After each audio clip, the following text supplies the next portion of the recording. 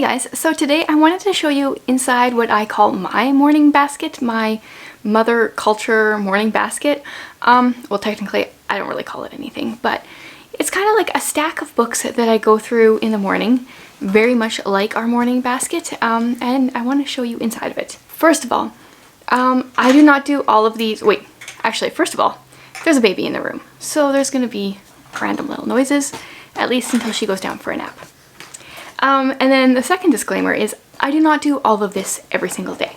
I have a stack that I go through every day, and then I kind of rotate through the other ones, and I'll explain that as I go. So I find having a morning basket is excellent for me because it gives me time to soak in information and different things myself, because if I'm not taking in stuff as a mother, then I can't pour out into my children. So you'll notice one of the things in this basket of mine, it's not actually a basket, it's just a stack of books that I have on our bookcase, is my Bible. Because if I'm not reading my Bible and spending time with God, then I can't pour into my children and, teach them to love others the way God loves us, if I'm not doing it myself.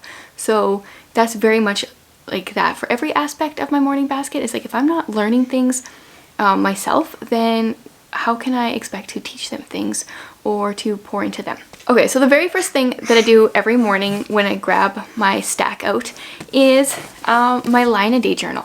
So I don't do this first because it is the most important thing, but it only takes like 2 minutes, and I know if I don't do it first, I'll forget.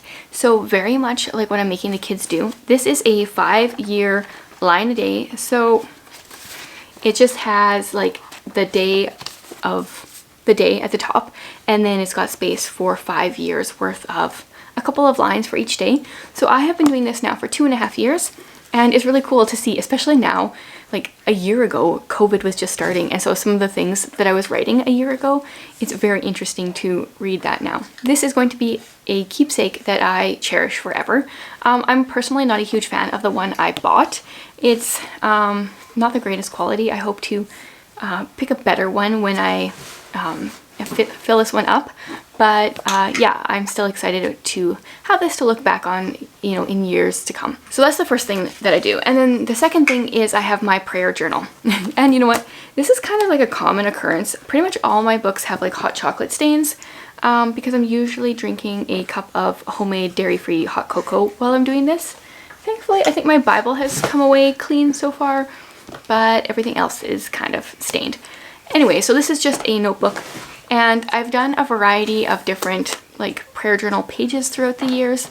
I actually think I have a blog post on my personal blog that I will leave linked below, with some different ways that I have used my prayer journal in the previous years. Currently I am just writing the days of the week at the top, like so April whatever till whatever for the week. And then I'm just writing a list of things I'm praying for, things I'm thankful for. Sometimes I do it on a day-to-day basis, sometimes I do it differently. But right now in this season, that's what's working for me right now. And then I like to go back to the previous weeks and kind of like check off things that have been answered in some way, or that I'm no longer praying for, or I'll even like carry things over from week to week if there's something that I need to continue praying for. Then after I do those two things, then it's time for me to pull out my Bible.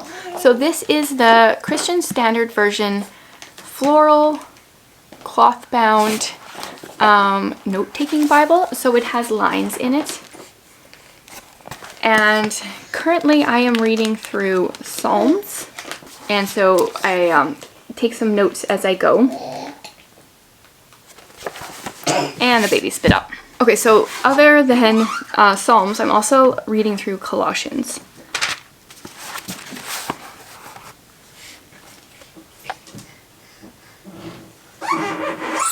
And so how much time I spend reading my Bible varies from day to day. A couple months ago, I was reading through the Bible in 60 days. So obviously I was reading more, but now I'm kind of in a part where I'm reading slower, reading less each day, but studying more. And then I also have just a composition notebook that I sometimes write some things down in. Since I got my note-taking Bible, I don't write as much in here because it's mostly in here, but sometimes not everything fits in here, so I have both of those. So those are the things that I do every day. If for whatever reason I can't get to it like first thing, I just leave it on the table and I come to it when I can.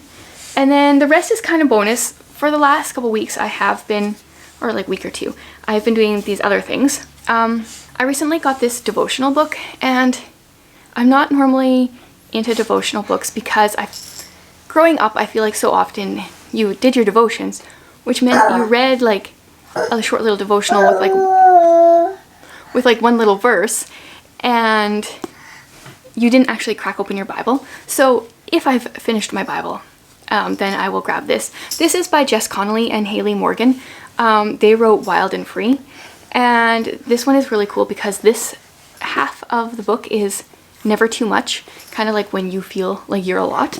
And then this half is always enough, so they're devotions for when you're feeling down and discouraged and like you're not enough.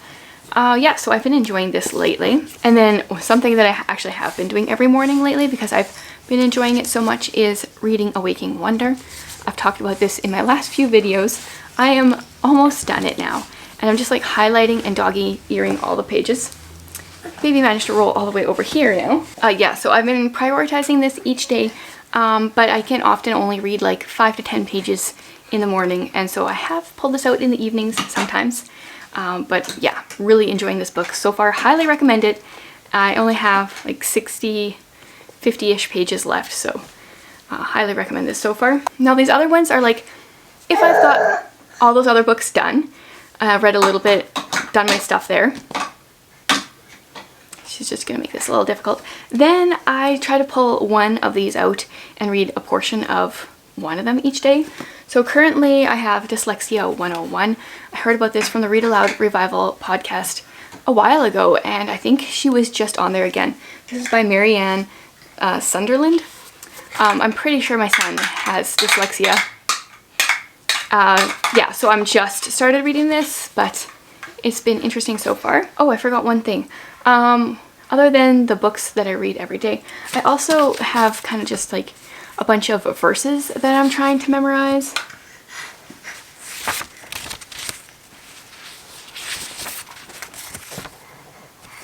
So I like to try to spend a little bit of time each day looking at these, memorizing them. Okay, so I have Dyslexia 101. I have The Kingdom of the Cults Handbook. This is a new one to me. I just started reading it. Still in the first chapter, but this is an interesting one that I'm like going to slowly absorb over the next while. It's all about different cults and how they relate to Christianity, and it says a helpful tool for understanding the religions of your neighbors. Yeah, so I'm very excited to have finished that one. Then I have another Sally Clarkson book here. This is Seasons of a Mother's Heart. Every spring I pull this book out again. It is seasonal. I only seem to remember to like pull it out in the spring, so sometimes I read the entire book through, sometimes I just read the spring part. This year my plan is to leave this in my morning basket, read the spring part during spring, leave it in there so that in summer I see it again and I pull this out again. This is all about heart-to-heart encouragement, inspiration, and insight for homeschooling mothers, and she wrote this I think in 94, I want to say. Somewhere in the 90s. 98. Oh, that's the second printing. So probably 94. And I still find this very inspiring and helpful. She's such a gentle mother, and I really feel like I can learn a lot from her. Then I'm very embarrassed that I have had this book for almost an entire year and I have hardly read any of it. So I put this on my stack recently. This is Spurgeon's Sermons Volumes 1 and 2. I have all, I think 10 volumes it is. And I'm still only reading the first sermon, maybe the second. Nope, the first one. Yeah, so I want to make this one more of a priority, but it's been a little bit daunting, I guess, to say the least, so I haven't prioritized it as much as I would like to in the future. And then the very last thing that I have on my pile is my notebook. Alpacas Make Me Smile. This is just where I have written down verses. So last year, was it? Or was it? Yeah, it was through most of 2020 and 2019. I did like scripture copy work each day. I copied out different verses. So even on my personal site, I had a bunch of different months where I had a list, you know, this day you write out this verse, and it was really good practice and I want to get back into it. But yeah, this season of life with this little one everywhere, I don't get to it as much as I would like to, but it's gonna stay here because I know this season is not forever and I can get back to it eventually. So that is what my morning basket looks like right now.